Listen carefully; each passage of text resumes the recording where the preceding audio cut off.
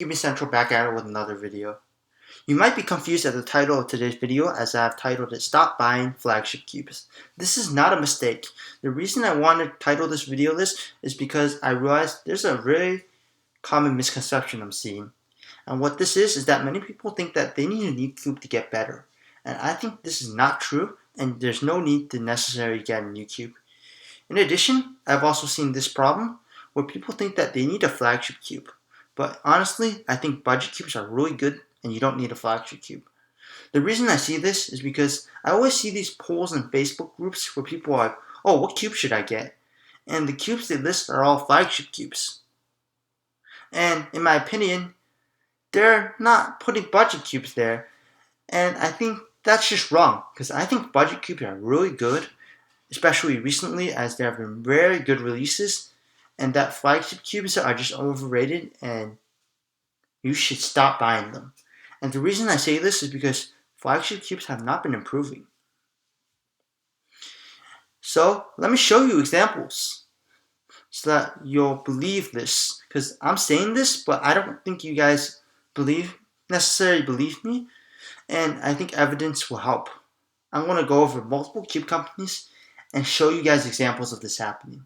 I'm going to start off with GAN.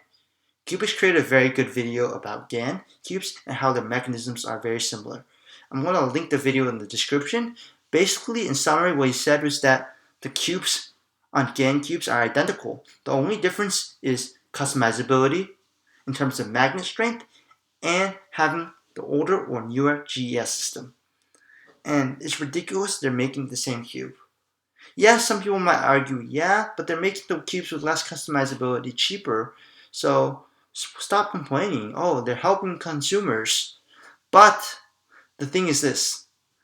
One of the first cubes they released was the XS. So what happens is that people buy the XS, which is the cube that has the most customizability features, and people realize they don't need it, but then they bought the most expensive one, which then they've spent more money than they should have needed to. Next company I'm going to talk about is Moyu. Moyu, they created the GTS3, which is a pretty good cube, but a lot of people just didn't like it because of the ridges. So a few months later, they came out with the WRM. My complaint is, why did it take months just to come out with the WRM, which is literally the same cube with slight different magnet strength and just no ridges? It took them that long.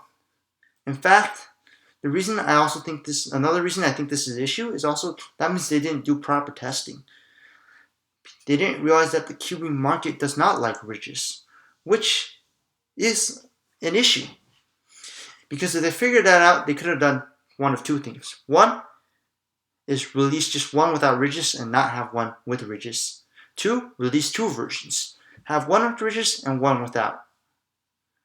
And the reason I say this is because what this caused is many people to spend more money than they need to.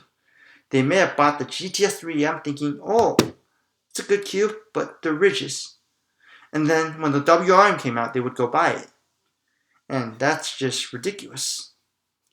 I was kind of annoyed personally myself when I bought the GTS 3M to find out later that there was one without ridges, which I would have directly bought that instead.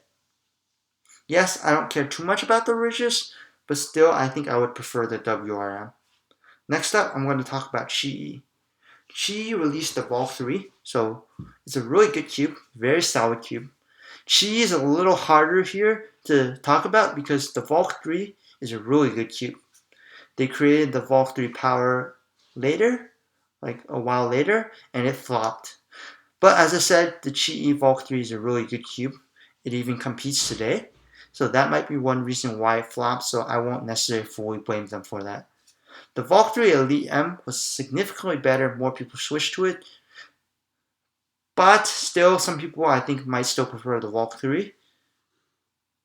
And it's the fact that it's only half the price, but as I said, the Volk is a really solid cube, still competes today, which is why I won't be focusing on Qi as much.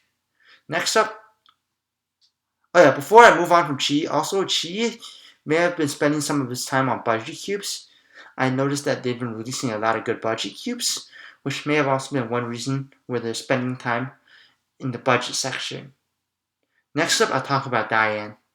Diane, they released the Tangyung V2M, and they tried to copy GAN in having a similar system to its GES system, but it kind of flopped. What happened was that they accidentally created a screw and spring system in addition to the GES type elasticity system, which ruins the point. Cubix has a very good video on this where he talks about if you just turn the screw, then it just makes it not even and it ruins the point of the elasticity system. In addition, Cubix also talks about this cube not being a cube. That's not really too big of a factor, but still, it's just interesting to see how a cube company can make a cube and not realize that it's not a cube. And the fact that no one really noticed it until Cubix talked about it, which is ridiculous. And the reason I say this is because a lot of people, especially when they notice problems with budget cubes, they'll notice it really relatively quickly. But when it comes to problems with flagship cubes, if it's a major problem, yes, those people will notice it. But for minor problems, people don't really talk too much about it. For example, Cubix talked about the GAN excess corner cutting not being that great. And people didn't really talk about it.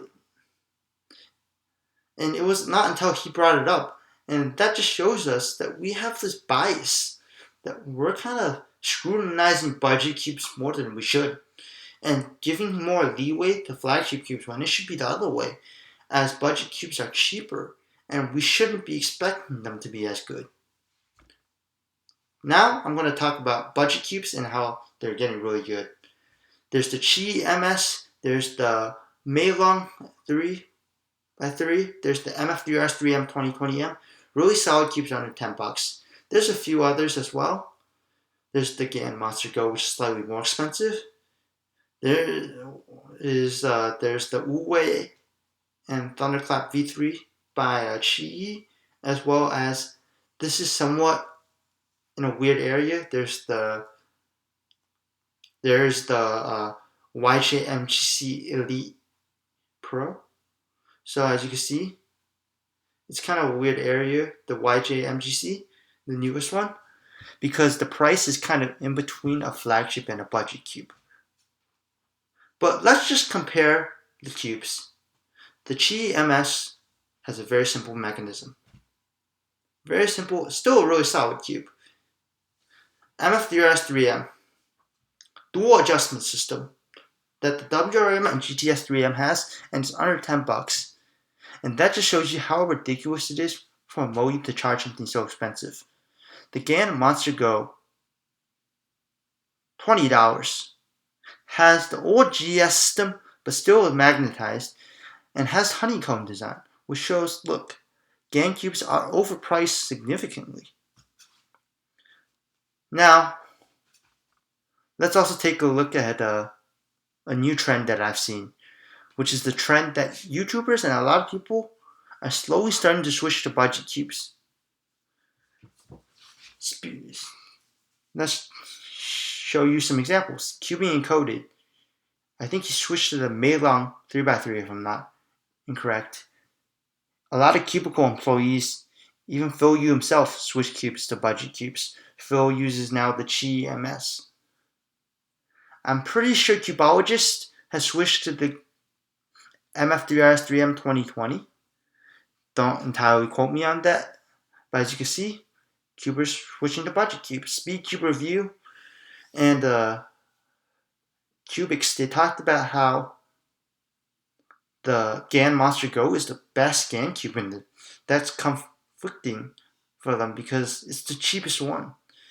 And that just shows you we need to stop looking at budget cubes as cheap cubes, but just look at them in terms of their performance. They're really solid and can help. And I think that we don't have to buy flagship cubes necessarily anymore. I'm considering even just not necessarily buying flagship cubes anymore. And that's just because I think that budget cubes are enough. And to end this video, I'd like to end with this statement I think is very true. Budget cubes, flagship cubes, it doesn't matter what cube. As long as the cube is good, it's good. Also, newer cube does not necessarily mean faster times. Thanks for watching. Hope you enjoyed. And please like and subscribe for future videos.